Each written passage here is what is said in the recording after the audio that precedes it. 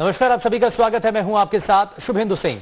ज्योतिष और द्वारका शारदा पीठ के शंकराचार्य स्वामी स्वरूपानंद सरस्वती का 99 साल की उम्र में निधन हो गया।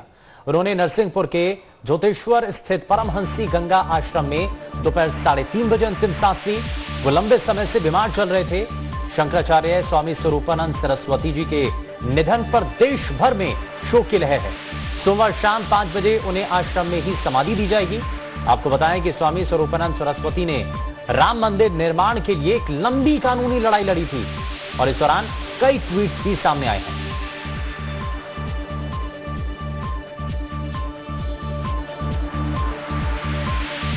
तो आजादी के आंदोलन में स्वरूपानंद जेल भी गए थे।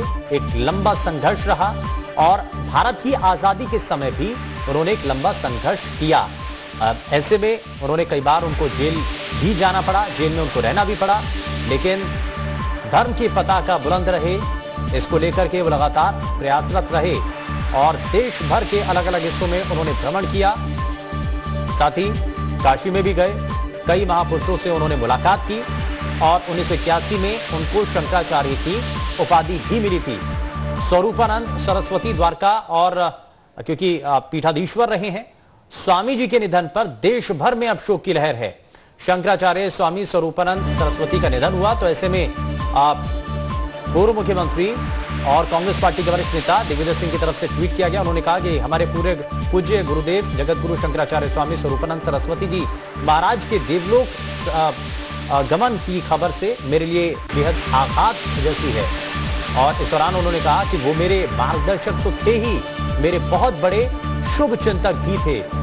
तो ये इस दौरान कांग्रेस पार्टी के वरिष्ठ नेता और दिग्विजय सिंह की तरफ से ट्वीट किया गया। उन्होंने कहा कि मैं उन्हें अश्रुपूर्ण श्रद्धांजलि अर्पित करता हूं। ओम शांति।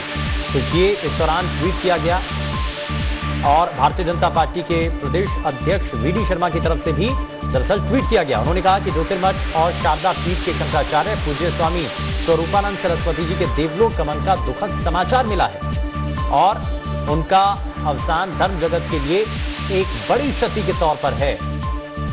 वहीं साथ ही साथ उन्होंने अपने ट्वीट के जरिए लिखा कि ईश्वर दिवंगत पुण्यात्मा को अपने श्री चरणों में शिवंती प्रदान करें और पूज्य शंकराचार्य जी के श्री चरणों में कोटि कोटि नमन। तो ये भारतीय जनता पार्टी के प्रदेश अध्यक्ष वीडी शर्मा की तरफ से ये भी ट्वीट किया गया। तो अब लगातार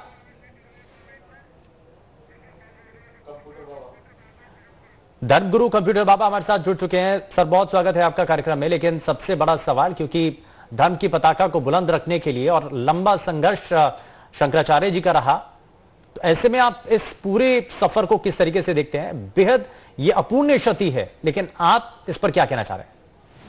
ऐसा लगता है कि हमारे धर्म में आघात हुआ। उनके माननीय शंकराचार्य जी हमारे जो हैं, जो एक छत्र थे और विद्वान, जो कहना चाहिए शंकराचार्य तो थे पर विद्वान शंकराचार्य। ऐसे में मुझे लगता है कि आने वाला समय जो है, अब बहुत ज्यादा क्षतिपूर्ति हुई हमारे संतों में भी।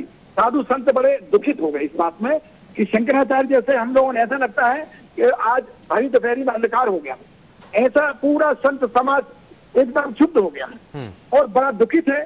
कि मुझे लगता है कि मिलते तो हैं, बनेंगे भी बहुत शंकराचार्य, पर विद्वता की जहां तक बात हो तो स्वरूपानंद जैसे मुझे लगता नहीं कि कोई मिल पाएगा। इसलिए मुझे लगता है पूरा संत समाज को बहुत क्षतिपूर्ति हुई और पूरा देश जो है नमन करता है बार बार और शंकराचार्य जी को।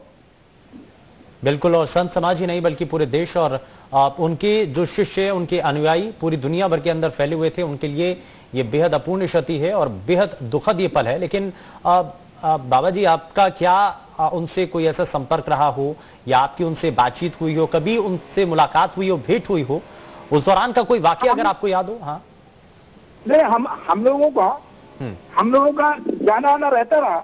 हम लोग बराबर समय समय से जाते आते रहते रहे। हाँ। उनका आशीर्वाद बनता रहा।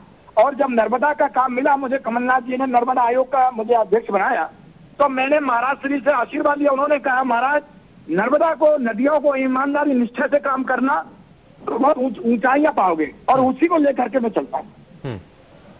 तो यानी कि उनके संदेश थे, उनका ये प्रण भी था और इस प्रण को पूरा करने के लिए कंप्यूटर बाबा, क्योंकि लगातार हर कोई और आप भी अपने स्तर पर कोशिश करते रहे हैं, लेकिन जब उनसे मुलाकात होती थी तो उनका, क्योंकि हमेशा अपने शिष्यों को या अपने साथियों को वो हमेशा एक गुरु मंत्र दिया करते थे, तो आपसे जब मिले आपको भी कोई गुरु मंत्र दिया उन्होंने या कोई ऐसा संदेश दिया जिसको पाने के लिए आप अपने? हाँ, मेरे पास तो एक ही संदेश था कि कंप्यूटर बाबा एक तो मुझे जैसे जाते तो बड़े हंस लगते थे और सिर पे हाथ रख के बोलते थे, भूखे को भोजन और प्यासे को पानी, इस बात का जरूर ध्यान रखना।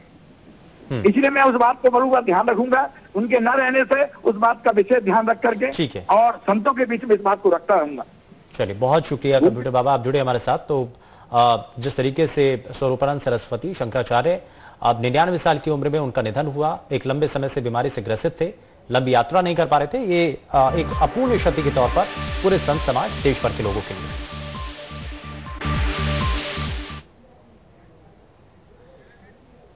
फिर आगे बढ़ते हैं और उमरिया के पाली नगर पालिका परिषद के नगरीय निकाय चुनाव को लेकर नामांकन प्रक्रिया जारी है। अब तक 33 प्रत्याशियों ने नामांकन